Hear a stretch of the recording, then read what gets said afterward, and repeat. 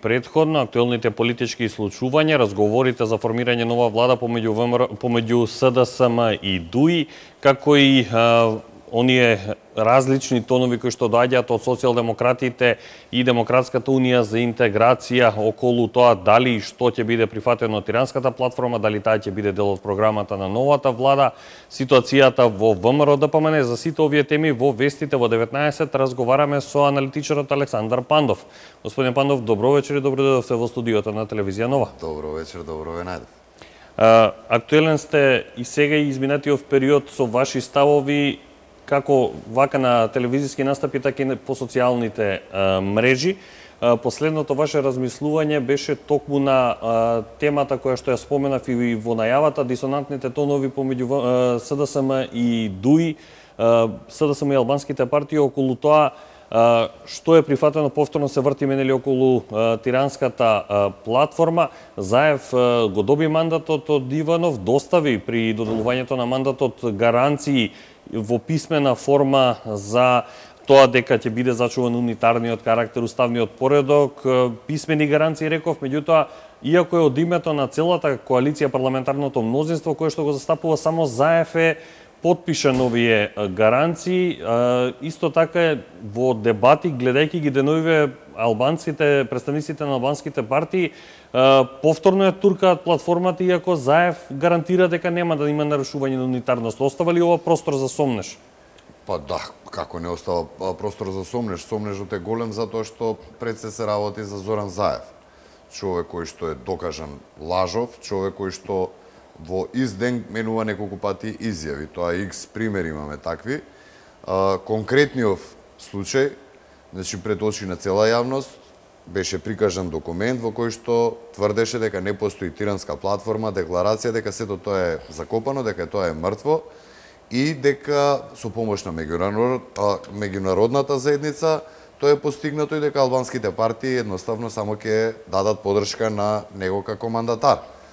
Но за да е доказ она што говорам, дека зборуваме за човек кој што е лажливец, тоа беше веќе докажано уште истата вечер, а тоа е да лидерот на БЕСА, мислам Касами дека се вика, кој што исто така е потписник на тоа да го добие мандатот Зоран Заев, тврдеше во емисија дека неговата партија нити помислила, нити ќе се откаже од Тиранската платформа, дека таа има основ за функционирање за иден влез во влада. И неизвестно дали БЕСА ќе биде дел од влада. И неизвестно и дали БЕСА ќе биде дел од влада. Па така е, да, има они тонови дека со криминалци ги нарекуваа од ДУИ, разноразни квалификации има за ДУИ како партија и за низиното раководство. Ако држа до зборот, не би требало да бидат во состав на таа влада, но ќе видиме како ќе се одвиваат во тој дел работите, а она што е сигурно дека и останатите партии, а чинам и денеска имаше изјава Али Ахмети дека апсолутно прв закон кој што они ќе инсистираат на носење, тоа е закон за официјализирање на службен јазик на албанците во Република Македонија. Иако тоа не стои нити во рамковен договор, нити во устав, луѓето тоа го решиле да го прават.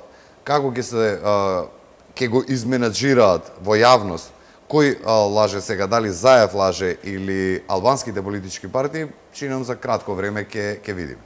Гледајќи ги гаранциите, документот кој што Заев му го врачи на Иванов, кој што според председателот на државата придонесува за тоа наводно пречките да бидат отстранети за да го добие мандатот. Имате ли уверување дека тоа што е наведено во 4-5 точки од Заев може да ни гарантира уставен поредок како што го има Македонија, унитарност на државата? Дали се само флоскули или верувате во искрените намери, онака барем на прв поглед како што се наведени во документот? Тоа се флоскули и не верувам во тој документ јас.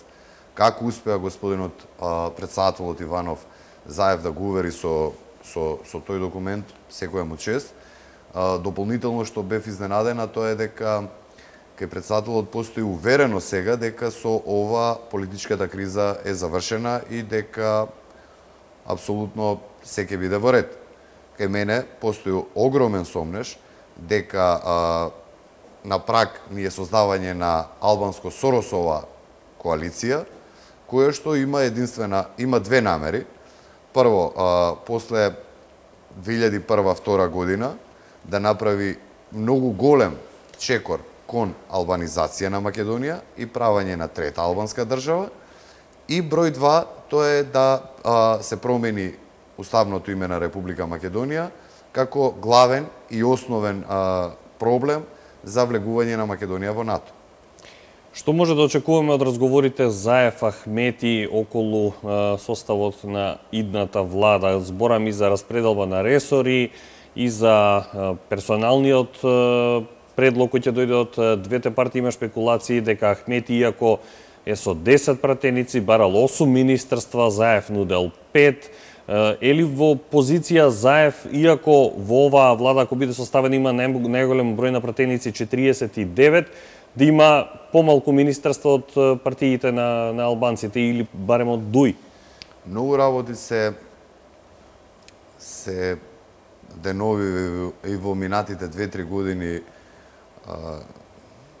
несватливи, нелогички, но вистината е таа и ние треба да бидеме подготвени дека во Македонија, како што ти и претходно како што кажав, ние ќе имаме потполна доминација на албанците и мислам дека во оваа влада они ќе успеат, ако претходно постоеше, како да кажам, професија албанец, они сега со оваа влада ќе го издигнат статусот на ниво на статус. Значи, као што се арапите во Дубај, иако се само 7%, они се владетели, они ништо не работат, но затоа, сепак затоа што се собственици на земјиштето во Дубај, они се, така да кажам, као аристократија живеат. Мислам дека во Македонија во наредниот период за албанците ќе значи поголем број на нови работни места, нормално остварување на вакви барања и јас искрено да ти кажам, не верувам дека Заев ќе знае не да им каже. И не ни може, не е ни во ситуација, затоа што е премногу условен. Едноставно, самиот тој во кампањата ветуваше многу на албанците, а од друга страна пак сега е условен со влезот и на ДУИ и на Алијанс, како се викаше на селја партијана, и на Алијанса.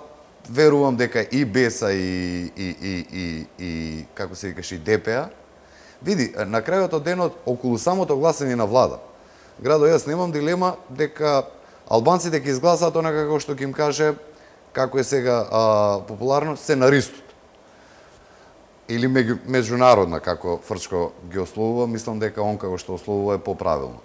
Значи, меѓународна верувам дека ќе даде налог на албанците да гласаат за оваа влада. Кој ќе биде учесник или нема да учесник, тоа е подоцна ќе видиме, но верувам дека буквално сите албански партии, сега колку се таму 4, мислам дека партии или коалиции, неважно, дека ќе дадат подршка на ова. А кој ќе влезат? Од она што се шпекулира, сваќаме дека пола-пола ќе бидат. Пола албанци, пола СДС.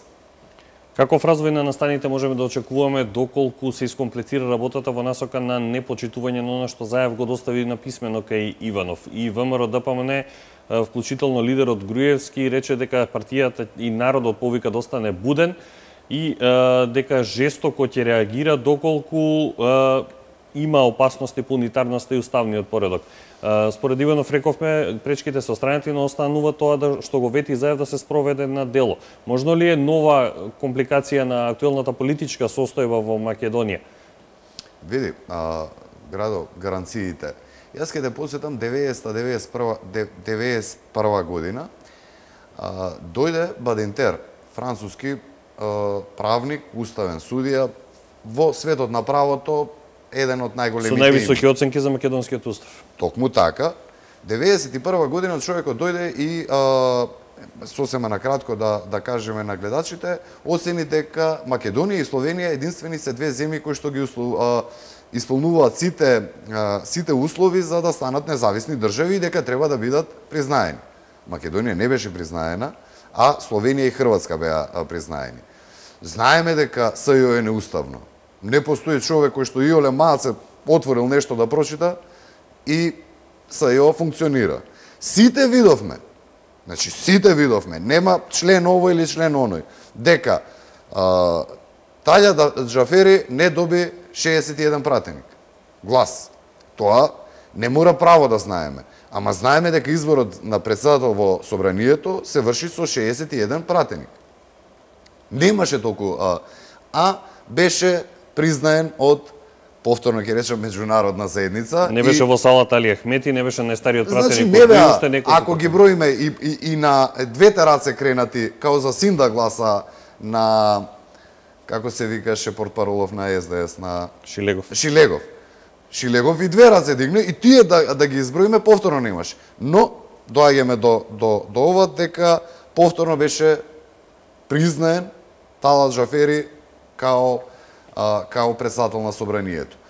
Тоа, од друга страна, значи ова што го наведувам, нити мене, нити на било кој човек кој што си ја сака Македонија, најмалку на ВМРО и на лидерот Груевски, им дават за право да престанат да се борат за Македонија и да престанат она што политиката е основно орудие, а тоа е да говорат, да пишуваат, да укажуваат на сите овие неправилности.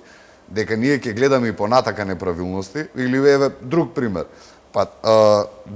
И на вестиве слушнав кај вас, Верушевски бил во комбинација за некој безбедносен ресор.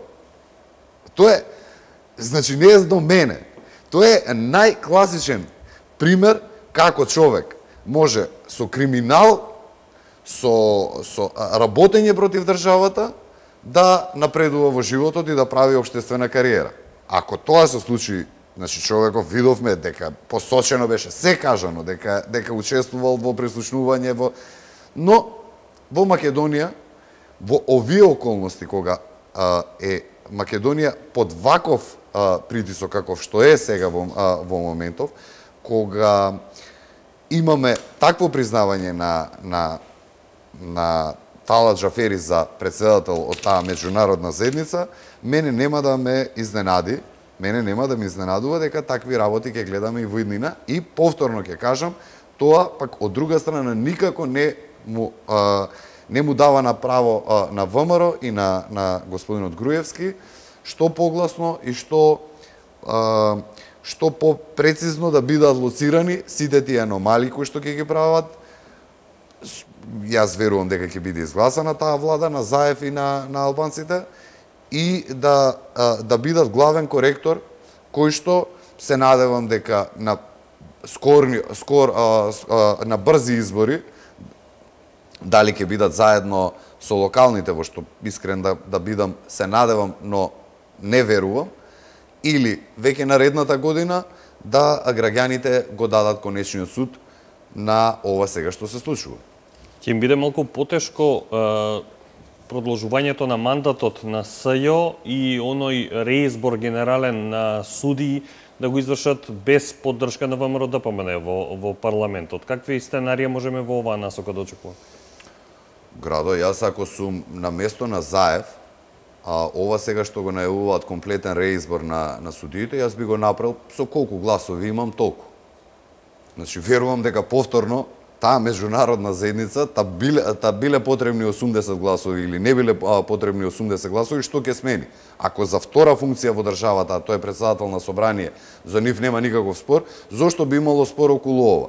Така што, колку и да не плаши дека ќе има партизација во судството, како што го направија 97 година, искрено мислам дека не тек туку така сега лупа глупости Заев, него дека тоа му е кажано, дека тоа треба да се прави и дека ќе има амин околу тоа. Како ќе го спроведува, што ќе го прават, не знам, не постои можност. Оние што се правници излегоа и кажа таква можност на таков комплетен реизбор на судство не постои. Но не постојат, повторно сега да не даваме примери во минатото, многу други работи, па видовме дека сепак ги истера. Јас во овој случај очекувам дека и цел судски систем, сите луѓе кои што се внатре во судови, во обвинителство, сите што работат во правосудството дека ќе го кренат својот глас, дека нема да биде тоа оставено на така стихино да го помине Заев, се надевам. А за СЈО? Па СЈО му истекува мандатот За еден месец, за еден повеќе од еден месец. месец. Колку што имам информации, они сега ќе гледаат да направат во овие месец дена повторно некој театар, да излезат на неколку пресови, да кажуваат ова или она, но подоцна постои обвинителство, тоа и на самиот почеток сите го говоревме дека основното јавно обвинителство на Република Македонија си функционира и дека тие луѓе се кадарни да ја истераат ако постоеле некој. Мада, еве, сега ќе ти кажам повторно околу изборот на Талат Джафери.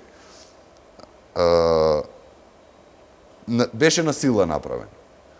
Кој од основното јавно обвинителство поднесе некоја пријава према некој од тие луѓе кои што на сила направија државен удар? Дали има таква пријава, јас не сум слушнал. Само има иницијативи да уставен, дали уставен избор.